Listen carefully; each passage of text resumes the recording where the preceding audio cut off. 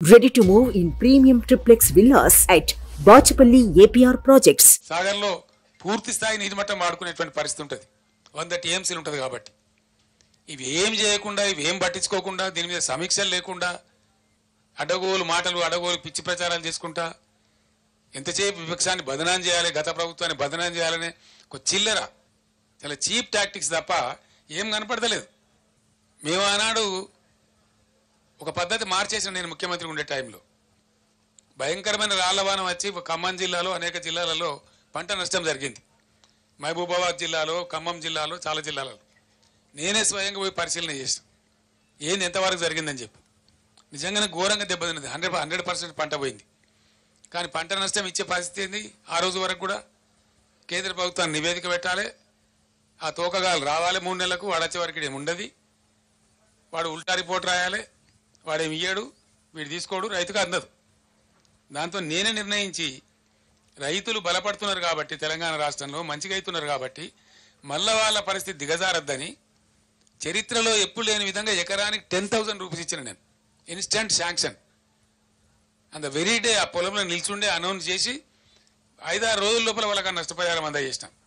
ఇది తుంగతుర్తి కార్కోట్లు ఇచ్చినాం. మొత్తం దాదాపు 149 కోట్ల రూపాయలని పంపిణీ చేసినాం ఇమీడియట్గా రైతులకు. అదే విధంగా 149 crores ఇచ్చినాం. రెండో విడత అంటే సుమారు ఒక 500 కోట్ల రూపాయలను పంచినాం రైతులకు మేము. ఇవాళ లేదండి, రాలవాన వాడిది అడిగే దిక్కు లేదు.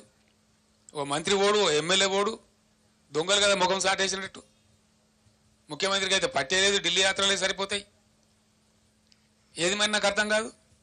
ఎమ్మెల్యేలు ఓరు, ఎంపీలు ఓరు, మంత్రులు ఓరు, అధికారుల బృందాలు పంపించారు.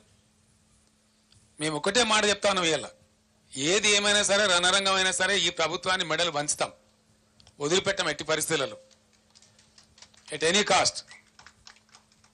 మేమన్నాడు 10,000 రూపాయలు ప్రపంచంలోనే ఇయ్యాలి, 10,000 రూపాయలు, 2,000 ఏదో ఇచ్చి చిల్లర చేతులు దులుపుకునేది. మేము 10,000 రూపాయలు ఇన్స్టెంట్గా ప్రకటించి 500 కోట్లు సుమారు పంచినాం. 450-460 కోట్లు పంచినాం. ఇలా అతి లేదు గతి లేదు.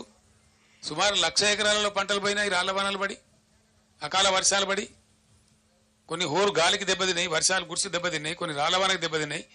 దానికి దిక్కు లేదు, దాని గురించి మాట్లాడడం లేడు. ఇవాళ ఉన్న మంత్రి, ముఖ్యమంత్రి, ఉప ముఖ్యమంత్రి వీళ్ళంతా ఏం మాట్లాడినండి? అసలు వాళ్ళ ముఖాలకైనా ఇయ్యలే. వాళ్ళు దిగిపోయినాడు కూడా 470 కోట్లు బకాయిలు పెట్టిపోతే మేము ఇచ్చినాం ఇన్పుట్ సబ్సిడీ. బీఆర్ఎస్ గవర్నమెంట్లో ఇచ్చినాం. వాళ్ళు ఎగబెట్టిపోతే 2014లో ఎగబెట్టిపోతే 2-3 ఏళ్ళ నుంచి ఉన్న బకాయిలు పెండింగ్ పెట్టిపోతే మేము క్లియర్ చేసినాం. అవి క్యాబినెట్లో తీర్మానం చేసి ఈరోజు మేము ఏం పెట్టలే, బకాయిలు లేవు. ఇలా జరిగింది. మేమన్నా 10,000 ఇప్పుడు చరిత్రలో ఇయ్యని 10,000 50 ఏళ్ళ కాంగ్రెస్ పరిపాలనలో ఎన్నడూ తెలుగుదేశం పరిపాలనలో ఎవడు ఇయ్యని 10,000 రూపాయలు మేము ఇస్తే దాన్ని కూడా ఎకసక్కం చేసి మాట్లాడినారు. సుమన్ టీవీలో మీ పర్సనల్ అండ్ బిజినెస్ ప్రమోషన్స్ కోసం కింది నెంబర్కి కాంటాక్ట్ చేయండి.